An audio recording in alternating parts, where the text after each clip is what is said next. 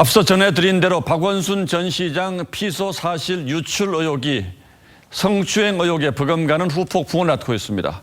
고소인 측이 경찰에 고소장을 제출한 7월 8일 오후 4시 반부터 박 전 시장이 집을 나선 다음 날 오전까지 무슨 일이 있었는지 따져보겠습니다. 자, 윤설기 기자. 네. 여러 정황으로 보면 박 전 시장이 자신이 피소된 사실을 알았을 가능성은 매우 큰 거죠. 그렇습니다. 자, 그렇다면 알게 된 시점은 확인이 됐습니까? 아직 정확한 시점은 파악되지 않습니다. 다만 당시 상황을 시간대별로 보시면 고소인은 지난 8일 오후 4시 30분 경찰에 고소장을 내고 다음 날 오전 2시 30분까지 조사를 받았고 박 전 시장은 오전 10시 44분 공간을 나왔습니다. 그러니까 피소된 지 18시간, A씨 조사 8시간 뒤였죠.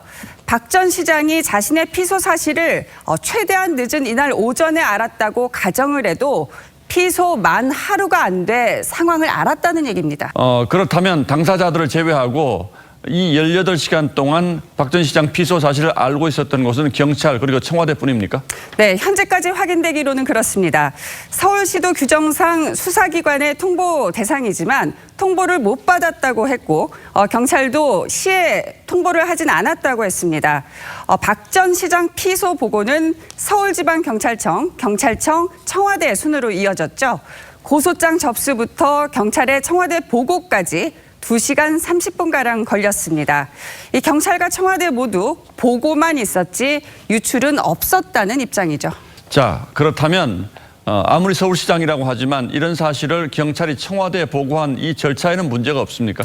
네, 경찰 내부에는 관련 규정이 명시돼 있습니다. 경찰 수사사건 보고규칙 5조엔 장차관, 자치단체장 등 저명 인사의 범죄는 경찰서장이 지방청장 또는 지방청장이 경찰청장에 보고한다고 돼 있죠. 이 경찰의 청와대 보고에 대해서는 중요 사건 사고는 경찰 보고를 받는다며 절차상 문제가 없다는 게 청와대 관계자의 얘기입니다.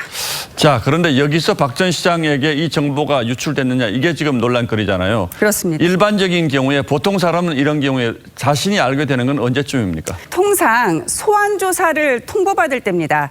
그때까지 수사는 비밀리에 진행되는 게 원칙이죠. 전문가 얘기 들어보실까요?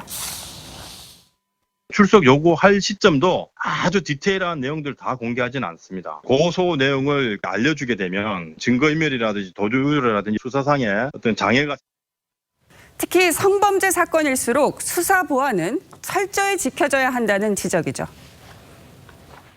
누가 나를 고소했는지 피해자가 특정이 되면 2차 가해를 할 염려가 있잖아요. 예, 아주 단순하게 생각하면 이 사람이 죽은 마당에 고소 사실 알려진 게 뭐 그리 대수냐고 생각하시는 분도 있을 수 있습니다만 성범죄는 완전하게 피해자 관점에서 봐야 한다는 취지에서 이 유출 논란을 다시 한번 따져봤습니다. 예, 윤설기 기자 잘 들었습니다. 네.